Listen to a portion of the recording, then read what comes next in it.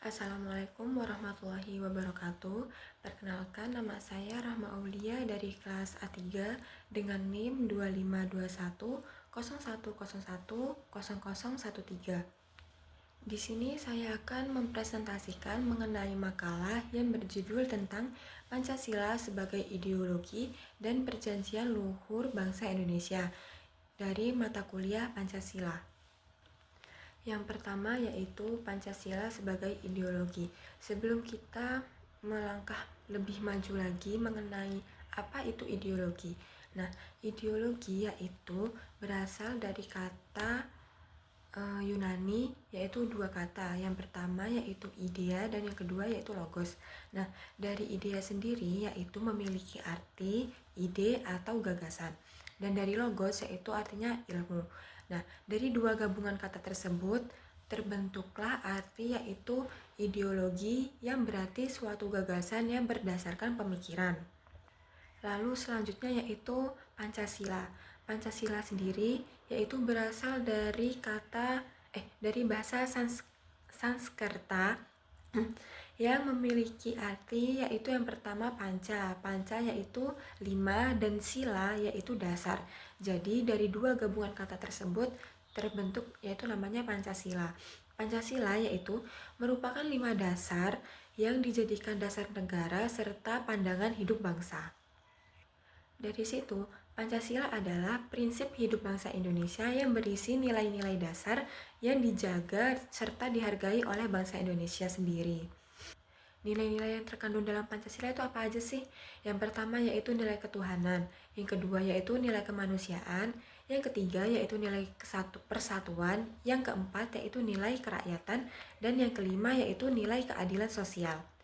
Untuk rumusan dari nilai-nilai dasar tersebut yaitu tercantum dalam Undang-Undang Dasar Negara Republik Indonesia tahun 1945 terdapat di alinea keempat. Pancasila sendiri yaitu bukan hanya untuk diketahui saja, tetapi juga Pancasila harus diterapkan di kehidupan sehari-hari, baik itu di lingkungan masyarakat, sekolah, di rumah, ataupun dimanapun kita berada. Menjadi sebuah ideologi bangsa dan negara Indonesia, Pancasila itu memiliki hakikat yang tidak hanya merupakan hasil dari satu pemikiran orang, tetapi Pancasila itu terbentuk dari beberapa pemikiran orang. Pancasila sendiri yaitu juga terbentuk dari nilai-nilai adat istiadat, nilai-nilai kebudayaan, bahkan nilai keagamaan yang terdapat dalam pandangan hidup masyarakat Indonesia. Lalu, nilai-nilai luhur yang terdapat dalam Pancasila seperti gotong royong, toleransi, musyawarah dalam mencari mufakat, lalu menyelesaikan masalah secara bermusyawarah. Nah, dari situ Pancasila itu menjadi landasan dalam setiap interaksi sosial bagi masyarakat Indonesia. Dari situ terbentuklah Pancasila menjadi ideologi negara yang memiliki tujuan. Nah, tujuan bersamanya itu dilaksanakan dalam pembangunan nasional. Tujuannya untuk membangun kesejahteraan sosial dari masyarakat Indonesia.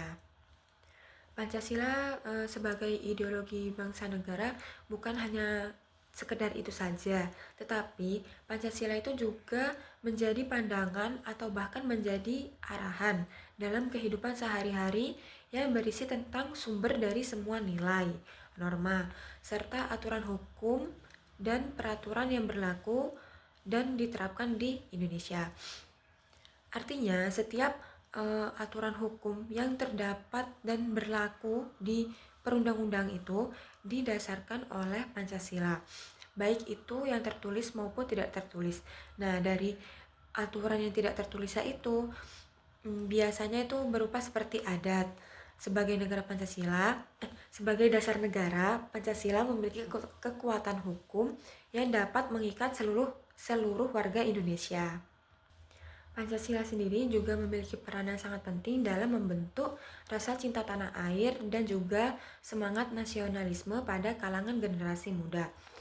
Dalam setiap pembuatan aturan, kebijakan atau tindakan, nilai-nilai Pancasila harus menjadi pedoman. Nah, langkah awal dari memperkuat penerapan Pancasila yaitu melalui pendidikan membangun karakter. Nah, Pancasila yang diajarkan di sekolah harus dapat diimplementasikan atau diamalkan dan dikerjakan dalam kehidupan sehari-hari. Selain itu, lingkungan keluarga juga harus memberikan dorongan kuat terhadap anak. Meskipun lingkungan sekolah itu memberikan pendidikan, memberikan guru itu memberikan pembelajaran kepada siswanya, kepada muridnya, tetapi di lingkungan rumah itu orang tua juga harus memberikan dorongan lebih karena waktu yang kita habiskan di sekolah dan di rumah itu lebih banyak di rumah. Jadi keluarga, orang tua itu harus memberikan tauladan terhadap anak agar anak itu bisa mencontoh dari perilaku orang tua tersebut. Yang kedua yaitu sejarah lahirnya Pancasila. Jepang mengumumkan pembentukan Badan Penyelidikan Usaha-Usaha Persiapan Kemerdekaan Indonesia atau sering kita kenal dengan BPUPKI pada tanggal 1 Maret 1945. Nah, tetapi organisasi ini dibentuk tanggal 29 April 1945 dan dilantik pada tanggal 28 Mei 1945. Pada tanggal 29 Mei 1945 itu BPUPKI dipimpin oleh Radiman Widyodiningrat dan berlangsung di gedung Choi Sang-in yang sekarang dikenal sebagai Gedung Pancasila di Jakarta. Nah, dibentuknya BPUPKI ini bangsa Indonesia secara resmi itu bisa mempersiapkan diri sebagai menjadi negara yang merdeka dan merencanakan dan mempersiapkan semua persiapan yang diperlukan untuk membangun suatu negara yang bebas. Sidang BPUPKI pertama yaitu berlangsung pada tanggal 29 Mei sampai 1 Juni. Nah, dari sidang pertama yaitu pertama kali membahas tentang dasar negara. Lalu pada sidang BPUPKI yang kedua itu diadakan pada tanggal 14 hingga 16 Juli 1945.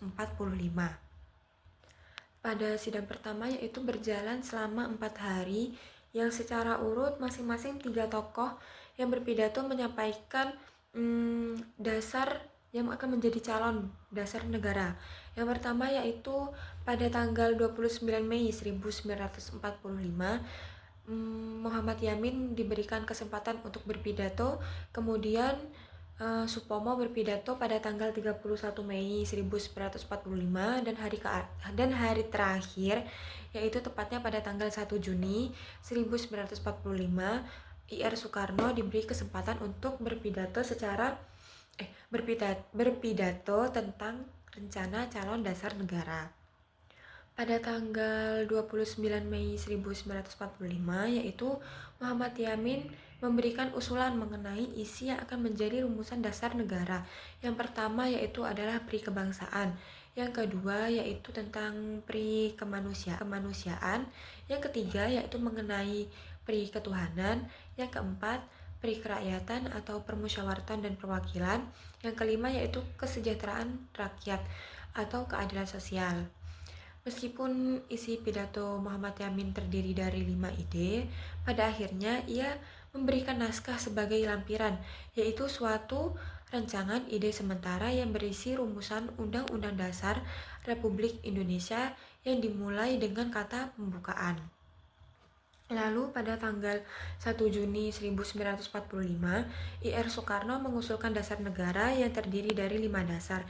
Yang pertama yaitu nasionalisme kebangsaan Indonesia, yang kedua internasionalisme perikemanusiaan, yang ketiga mufakat demokrasi, yang ketiga mufakat demokrasi, yang keempat kesejahteraan sosial, yang kelima ketuhanan yang Maha Esa. Dilanjutkan dengan pembicaraan tentang pidato tentang usulan asas dasar negara, lalu yang disampaikan oleh 3 tokoh dari tanggal 29 Mei hingga 1 Juni 1945 pada tanggal 1 Juni 1945, yaitu 9 tokoh yang dapat dipercaya dan mampu melaksanakan tugas membahas kembali masalah ini. Nah, panitia 9 ini terdiri dari 9 orang. Yang pertama yaitu IR Soekarno sebagai ketua, lalu Mohatta, yang ketiga ada Maramis, yang keempat yaitu ada Abi Kusno Jokro Sujoso, yang keempat Abi Kusno Jokro Sujoso, yang kelima yaitu Abdul Kahar Muzakir, yang keenam yaitu Haji Agus Salim, yang ketujuh Pak Ahmad Subarjo, kedelapan Kiai Haji Wahid Hashim, dan yang kesembilan yaitu Bapak Muhyamin. Salah satu tugas panitia 9 yaitu adalah menyelesaikan draft dasar negara yang akan menjadi pembukaan Undang-Undang Dasar 1945. Lalu melalui rapat yang telah dilakukan pada tanggal 14 sampai tanggal 16 Juli 1945, pada tanggal 22 Juni 1945 panitia 9 mencapai hasil, yaitu suatu perumusan Pancasila yang awalnya dikenal dengan Piagam Jakarta. Nah, dari Piagam Jakarta tersebut terdapat perdebatan yang dikarenakan memasukkan unsur salah satu agama Islam. Dari negara Indonesia itu kan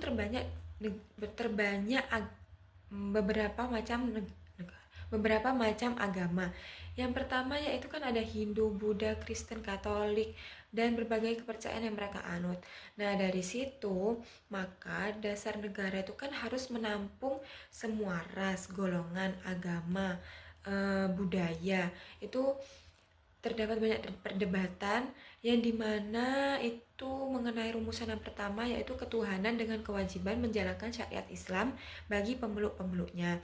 Karena itu, melihat kondisi itu, dari Bapak Muhammad Hatta meminta Kasman Singdimejo untuk membujuk Ki Bagus Hadikusumo untuk mengganti rumusan. Karena apa? Kita harus mengedepankan kepentingan bersama dibandingkan kepentingan sendiri. Lalu melalui diskusi dan masukan dengan adanya kepentingan itu, maka hati Ki Bagus pun itu luluh. Lalu BPUPKI dibubarkan pada tanggal 7 Agustus 1945 dan panitia Persiapan Kemerdekaan Indonesia atau disebut dengan PPKI dibentuk pada tanggal 9 Agustus 1945 dengan IR Soekarno sebagai ketua dan Muhammad Hatta sebagai wakil ketua. Semua anggota dari PPKI itu merupakan bagian dari orang Indonesia, dan tujuannya yaitu mereka untuk memeriksa pekerjaan yang dilakukan oleh BPUPKI dalam upaya mempersiapkan Indonesia menuju kemerdekaan. Barulah pada tanggal 17 Agustus yaitu proklamasi kemerdekaan Indonesia diumumkan oleh Soekarno dan Hatta di Jalan Pegangsaan Timur nomor 56 yang di situ dengan mengatasnamakan bangsa Indonesia. Lalu yang ketiga yaitu Pancasila sebagai perjanjian luhur bangsa Indonesia. Mengapa Pancasila itu dinamai sebagai perjanjian luhur bangsa Indonesia? Dari awal sendiri saja, awal pembentukan itu, sejarah panjangnya dari perumusan Pancasila itu kan melalui berbagai sidang-sidang. Nah, dari situlah menunjukkan bahwa proses perumusan Pancasila itu melalui nilai luhur secara bersama dan merangkul. Nah, dari berbagai tokoh, yang pertama seperti Soekarno, Muhammad Yamin, dan Supomo yang terlibat dalam diskusi untuk pembentukan Pancasila itu sendiri. Nah, dari diskusi dan perdebatan itu menggambarkan semangat bermusyawarah dan juga gotong royong. Dari situlah terbentuklah sebagai ciri bangsa Indonesia, ciri khas bangsa Indonesia dalam bermusyawarah. Nah, hal akhir dari perdebatan tersebut bukanlah dari pemikiran satu orang, tetapi merupakan hasil dari gabungan beberapa pemikiran seseorang. Dari situlah terlihat bahwa Pancasila itu merupakan hasil dari suatu perjanjian luhur yang terbentuk dari semangat kebangsaan dan kebijaksanaan para pendiri bangsa Indonesia. Lalu, para pendiri itu juga tidak semendadak mengambil nilai-nilai asing eh, sebagai dasar negara kita juga. Tetapi para pendiri itu juga mengamati melalui budaya lokal dari kita sendiri yang berjalan dari seiringnya waktu. Proses tersebut itu kan melewati diskusi panjang dan pemikiran kritis, lalu semangat nasionalisme yang tinggi, sehingga Pancasila tersebut terbentuk sebagai hasil dari musyawarah yang menggambarkan semangat dalam persatuan yang harmoni. Lalu yang keempat yaitu bentuk penerapan Pancasila dalam kehidupan berbangsa dan bernegara. Yang pertama yaitu nilai-nilai yang terkandung dalam Pancasila. Nah, nilai-nilai yang terkandung dalam Pancasila itu kan ada nilai ketuhanan, nilai kemanusiaan, nilai persatuan, nilai kerakyatan, nilai keadilan sosial. Nah, dari nilai yang pertama yaitu nilai ketuhanan. Nilai ketuhanannya itu mengandung bahwa kita itu sebagai bangsa Indonesia memiliki kebebasan dalam mempercayai dan menganut agama yang kita percayai juga. Nah, dari sinilah menggambarkan bahwa bangsa Indonesia itu merupakan bangsa religius, bangsa yang keagamaan, bukan bangsa yang ateis atau tidak memiliki agama atau kepercayaan. Lalu yang kedua yaitu adalah nilai kemanusiaan. Nah, nilai kemanusiaan ini lebih menekankan kita kepada cara berperilaku dan dari sikap kita. Karena kita kan sebagai manusia itu hidup dalam lingkungan sosial. Kita membutuhkan peran orang lain juga. Kita tidak mungkin hidup sebagai individu. Nah, dari nilai kemanusiaan itu kita harus dapat menghargai hak-hak manusia, yaitu menghormati yang lebih tua dan menghargai yang lebih muda. Lalu yang ketiga yaitu nilai persatuan. Dari bangsa Indonesia yang memiliki banyaknya budaya, banyaknya ras, banyaknya adat istiadat, banyaknya suku. Nah, dari sinilah pentingnya menghargai dan menghormati kebudayaan dan perbedaan yang ada di tengah-tengah masyarakat ini. Yang keempat yaitu nilai kerakyatan yang dipimpin oleh hikmat, kebijaksanaan, dan permusyawaratan perwakilan. Nah, nilai ini mengandung arti bahwa pemerintah itu dari rakyat, oleh rakyat, dan untuk rakyat. Maka daripada itu, kita sebagai rakyat itu juga harus tetap rukun dan juga harus bisa menjalankan yaitu apa namanya musyawarah dalam mencari mufakat. Yang kelima yaitu nilai keadilan sosial bagi seluruh rakyat Indonesia yang mengandung makna bahwa kita tuh harus menghormati hak-hak orang lain, bersikap adil dalam segala hal, memiliki sikap toleransi yang baik, memiliki nilai solidaritas yang baik juga dan tinggi. Nah, yang selanjutnya itu cara mengimplementasikan nilai-nilai Pancasila mengimplementasikan nilai-nilai Pancasila di kehidupan sehari-hari. Langkah awalnya itu, yang pertama kita harus memahami terlebih dahulu dan mempelajari nilai-nilai apa saja yang terkandung dalam Pancasila tersebut. Nah, dari situ baru kita bisa menjalankan. Contoh sederhananya untuk mengimplementasikan nilai Pancasila yaitu dengan cara kita tuh tidak berkata kasar dan juga berbuat baik kepada masyarakat. Langkah paling kecilnya yaitu kepada tetangga, karena kan tetangga itu merupakan orang terdekat kita, orang yang paling dekat dengan kita. Nah, dari situ kita tuh harus bisa menjaga lisan kita, karena perkataan lisan itu jika ada kesalahan sama saja seperti kesalahan yang disebabkan oleh tangan. Maka dari itu, mulai dari hal kecil kepada tetangga, dan dengan hal itu kan kita bisa menjaga kerukunan, menjaga hubungan yang harmoni dengan tetangga kita. Lalu tantangan Pancasila di era globalisasi ini, saya akan mengambil salah satu contohnya yaitu budaya asing yang bisa masuk keluar. Dari situ contoh salah satu contohnya yaitu maraknya K-pop di kalangan remaja. Nah, dari K-pop ini kita itu bukan hanya mendapatkan sisi positifnya saja. Nah, sisi positifnya itu apa saja? Yang pertama itu kita bisa mempelajari budaya Korea, kita bisa mengetahui bahasa Korea, dan juga kita tuh bisa merubah fashion kita menjadi lebih baik lagi. Tetapi dari hal itu kita tidak boleh terlalu fanatik dalam mengikuti budaya mereka. Dikhawatirkannya ketika kita terlalu fanatik dalam mengikuti budaya mereka, maka itu bisa mengikis budaya kita eh, yang akan diteruskan oleh generasi-generasi selanjutnya. Lalu upaya-upaya apa yang dapat dilakukan, yaitu seperti kita harus menyaring terlebih dahulu informasi yang akan diterima. Yang kedua yaitu mengenalkan budaya sendiri kepada anak-anak bangsa. Jadi dimulai dari usia dini itu sudah mulai diajarkan dari budaya-budaya kita. Yang ketiga itu menggunakan produk-produk dari negara sendiri. Yang keempat mencintai budaya negara sendiri. Yang kelima yaitu mensosialisasikan mengenai nilai-nilai Pancasila terhadap masyarakat. Sekian presentasi dari saya, kurang lebihnya mohon maaf. Wassalamualaikum warahmatullahi wabarakatuh.